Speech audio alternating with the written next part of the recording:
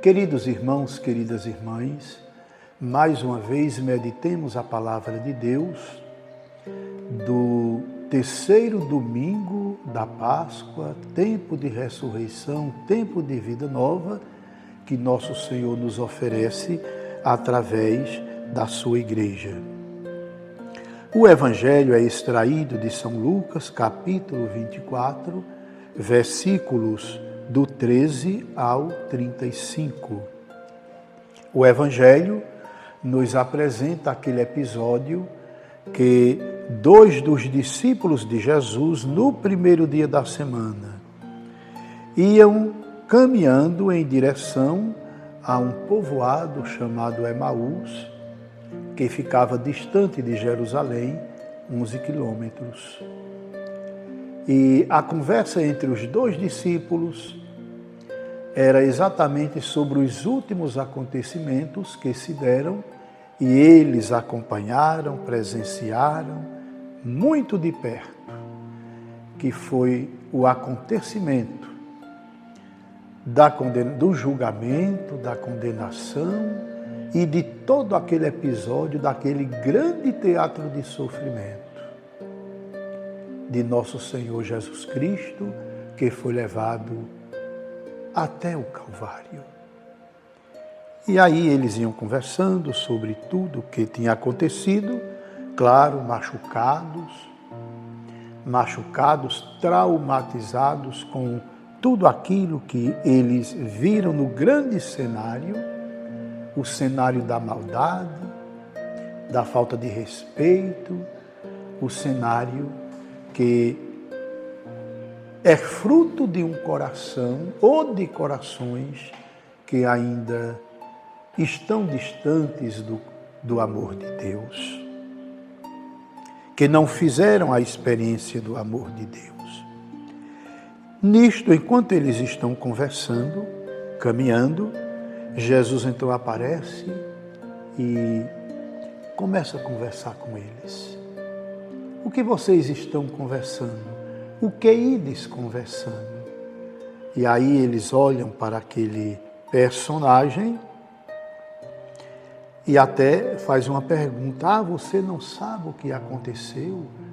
Os últimos acontecimentos que se deram aqui?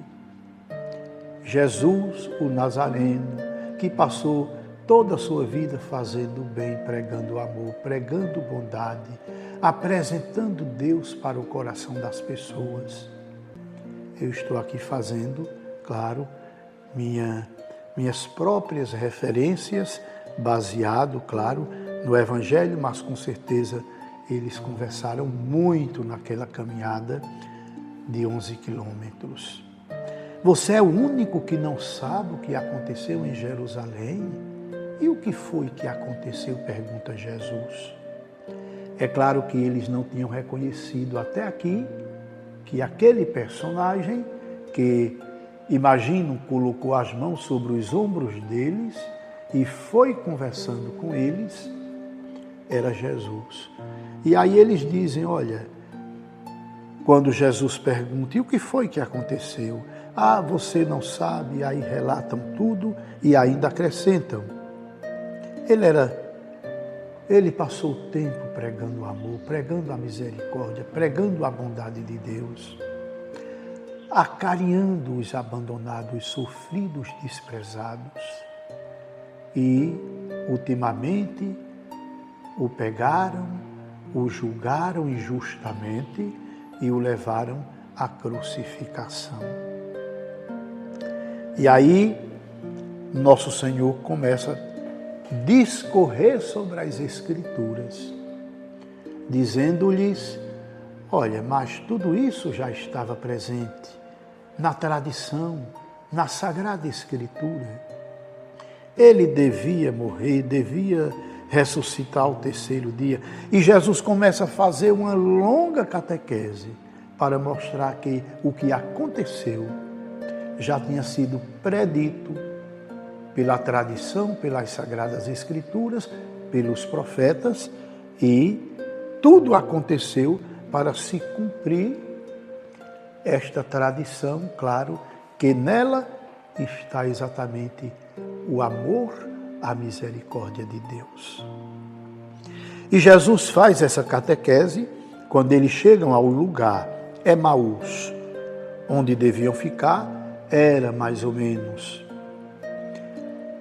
o horário do pôr do sol. Jesus finge que vai passar adiante e aí eles pedem que Jesus permaneça com eles. Fica conosco. O dia já termina, a noite chega, fica conosco, claro, para oferecer a ele aquele personagem ainda não reconhecido por eles, oferecer uma refeição, claro, e uma dormida. E Jesus entra ali, e no momento que Jesus faz a oração da bênção, do pão, eles então reconhecem que é Jesus, e Jesus então sai de cena, e eles olham um para o outro e dizem: o nosso coração ardia quando ele falava. Nós sentimos que sua palavra era profunda. Ela falava profundamente ao nosso coração, à nossa alma.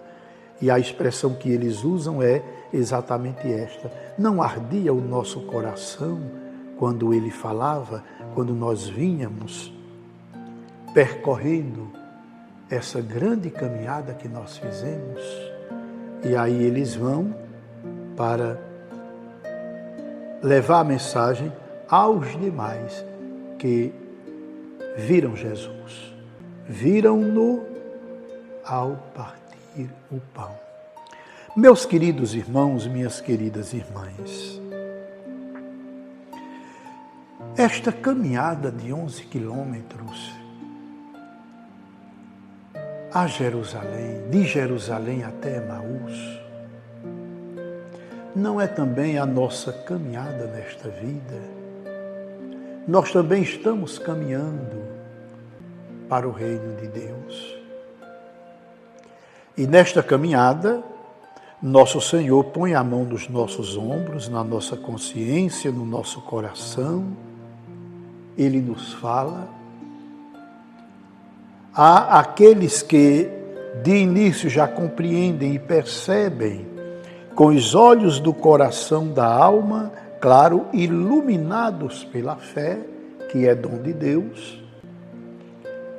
Há aqueles que logo percebem que é Jesus, é nosso Senhor. Percebe que o coração arde, o coração queima. Percebe quando escuta a palavra de Deus numa missa, ou lendo a palavra de Deus em casa, ou uma mensagem que escuta de alguém que se preocupa com a vida dele, a vida dela, e traz uma mensagem diferente. O coração começa a arder. E aí percebe logo de início que nosso Senhor está falando ao seu coração, à sua consciência, à sua vida. E essas pessoas, elas se tornam mensageiras da palavra de Deus. Elas se tornam propagadoras do Evangelho, da vida e da verdade. E anunciam nas praças, nos pontos de ônibus, nos consultórios, anunciam em sala de aula, anunciam também nas conversas com os amigos, partilhando momentos de vida, de alegria. Anunciam também nosso Senhor quando visitam alguém, quando vão à casa de um doente ou à casa de alguém que de repente percebe que precisa de uma palavra diferente. Essas pessoas que percebem, ao ouvir a palavra de Jesus, que o coração arde, o coração queima, a consciência se transforma, essas pessoas se tornam mensageiras desta verdade, desta palavra de vida, onde quer que elas se encontrem. Na família se transformam também, ou se tornam verdadeiros evangelizadores de sua própria casa, de sua família, há aqueles, repito, que realmente sentem o coração queimar, arder, e a palavra de Deus transforma a vida dessas pessoas. Mas há também aquelas que a palavra de Deus não queima, não arde, ainda. Quantas vezes nós encontramos pessoas que você até coloca a mão no ombro, você fala de nosso Senhor, você está ali com a palavra de Deus. Talvez a palavra que você anuncia, se fosse em outro ambiente, a outros corações, as pessoas se transformariam. E essas pessoas escutam, essas pessoas sentem sua presença, mas não se permitem o coração queimar, o coração arder. Não se permitem perceber que é nosso Senhor. Aqui os discípulos de Emaús, é claro que nosso Senhor permitiu que fosse assim, e ele foi levando a essa catequese. Ele dizia, olha, será que vocês não entendem? As Escrituras falavam dele. A tradição fala dele. Os profetas falaram dele. Ele realmente haveria de ser rejeitado. A kênose, que eu até fiz a reflexão lá no Domingo de Ramos. Ele deveria realmente se esvaziar, sofrer, ser abandonado, ser colocado à margem totalmente, ser humilhado. Porque o mundo é soberbo. O mundo representa exatamente a soberba. E ele representa a humildade. Ele realmente deve ser o contrário daquilo que o mundo é. Enquanto a soberba o esmaga, ele é humilhado, ele desce ao mais baixo de todas as baixezas, para depois ele sair dos escombros do abandono humano para a vida definitiva, que é a ressurreição. O credo vai dizer que ele desce à mansão dos mortos. Ele se uniu até a todos os filhos de Adão, porque ele também se fez filho de Adão. Desceu à mansão dos mortos. Se tornou um com os demais, com tantos homens e mulheres que, ao longo da história, desde o início da criação, sentiram de perto tudo aquilo que o mundo apresenta. Morreram, desceram à mansão dos mortos. E ele foi lá, tornando-se igual a eles na natureza humana. Mas ele foi lá exatamente também para resgatar todos eles e levá-los para o reino que ele preparou para nós. Porque ele é o começo e o fim, alfa e ômega, como a gente rezou no sábado santo de Aleluia. Então, meus irmãos, minhas irmãs, é preciso permitir que o nosso coração queime, arda com a palavra de Deus. Queimar e arder, porque a palavra de Deus vem transformar. Quando Jesus entra naquela pequena cabana, naquela tenda em Emaús, que faz a oração, que parte o pão, então eles percebem ali que é Jesus. Claro, eles percebem a oração, o jeito como Jesus rezava e sempre rezou com eles, a oração de agradecimento ao Pai. Então eles percebem a oração, a pronúncia, que quem estava caminhando com eles era o próprio Jesus. E aí ele sai propagando a palavra de Deus. Isto significa, meus irmãos, minhas irmãs, que nós não caminhamos sozinhos. Ele caminha conosco. Ele continua caminhando com cada um de nós, colocando suas mãos nos nossos ombros, falando-nos do reino de Deus, dando a gente a inteligência, a capacidade de compreendermos essas maravilhas que vêm do reino de Deus para nós. Então vamos pedir a nosso Senhor, neste terceiro domingo da Páscoa, que Ele faça cada momento da nossa vida que nós escutamos Sua palavra, que nós rezamos, que nós nos reunimos em família ou em grupo, que o nosso coração possa arder ao ouvirmos o Evangelho, ao ouvirmos a palavra de nosso Senhor. E ardendo o nosso coração, a gente sinta essa presença maravilhosa de nosso Senhor, presente na oração, na palavra, na Eucaristia, e assim sejamos, como os discípulos de Emaús, propagadores da ressurreição de nosso Senhor. Que a gente possa dizer: o Deus em quem eu acredito ressuscitou 3 dias depois de morto e apareceu vivo, mostrando a nós suas chagas. O Deus em quem eu acredito é o Senhor de todas as coisas. Ele é o Kyrios. Ele tem poder sobre a vida e sobre a morte. Foi Ele quem criou tudo isso. E hoje Ele é a primeira ou a primazia de todas as coisas. Ele é o ressuscitado.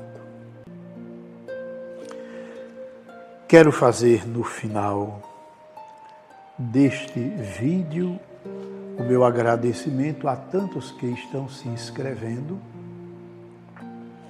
pedindo também que você mande este vídeo para aquelas pessoas que fazem parte do grupo de família, grupos de WhatsApp, grupos também de amigos, grupos de WhatsApp.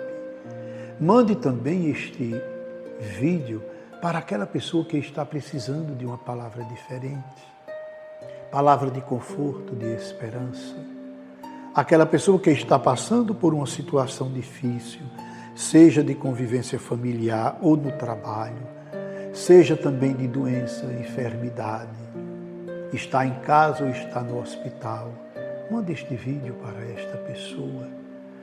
Olha, eu recebo as notificações do canal do YouTube e eu estava olhando aqui uma coisa muito interessante que ele deixa lá, numa apresentação sucinta, como este canal está sendo divulgado e até onde ele está indo.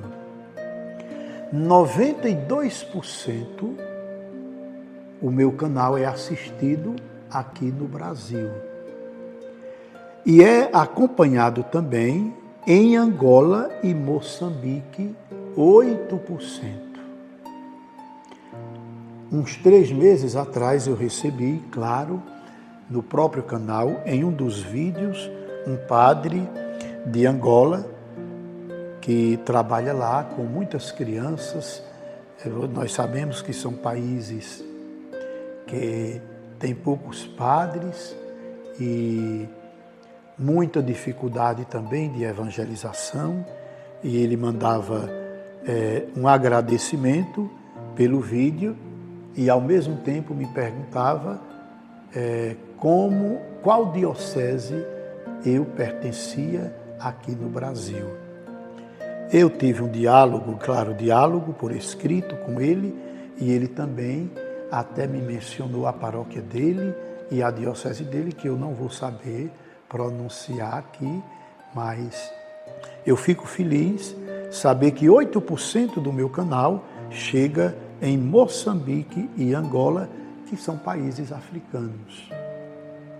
A África é muito grande, são vários países ali, então fica aqui o meu agradecimento, porque é isso que eu quero. E eu acho que você que é católico, que me acompanha, até deve ter orgulho, porque é o nosso canal, meu canal e seu canal que está chegando a outros países. E a gente quer divulgar a palavra de Deus. Não é? Como seria tão bonito se a gente aqui fizesse uma grande corrente para conquistar mais seguidores deste canal, se inscrevendo, divulgando, participando, não é? E eu quero também aqui fazer meu agradecimento a Gilson, que está aqui, que vem 2 vezes na semana, na parte da manhã, para nós fazermos esta filmagem. Aqui tem toda uma situação muito simples, mas precisa dele, porque ele fica ali no controle e ele sabe como preparar cada cenário para que o vídeo fique mais atraente. E este vídeo e tantos outros que nós estamos fazendo, ele tem uma coisa bonita, é uma forma diferente de divulgar a palavra de Deus, porque eu mesmo fico aqui fazendo as coisas na minha casa e deixo o vídeo passando, escutando aquilo que foi refletido, que está sendo refletido. Você também pode fazer a mesma coisa em casa, não é? É uma forma diferente de ouvir a reflexão, a pregação da palavra de Deus. Peço a você que tem aí, acho que aqui, fica no canal aqui ao lado, né? O QR Code, o Pix. E eu peço, claro, sua ajuda para a gente continuar mantendo esse trabalho bonito, maravilhoso, que é o trabalho de divulgar a palavra de Deus. Peço a Deus, nosso Senhor, peço ao Deus Trindade, que por meio do coração imaculado da Virgem Maria, Mãe de Deus, desça sobre você e sobre sua casa, desça sobre suas preocupações, a bênção do Deus Todo-Poderoso, o Pai, o Filho e o Espírito Santo, e permaneça para sempre. Amém.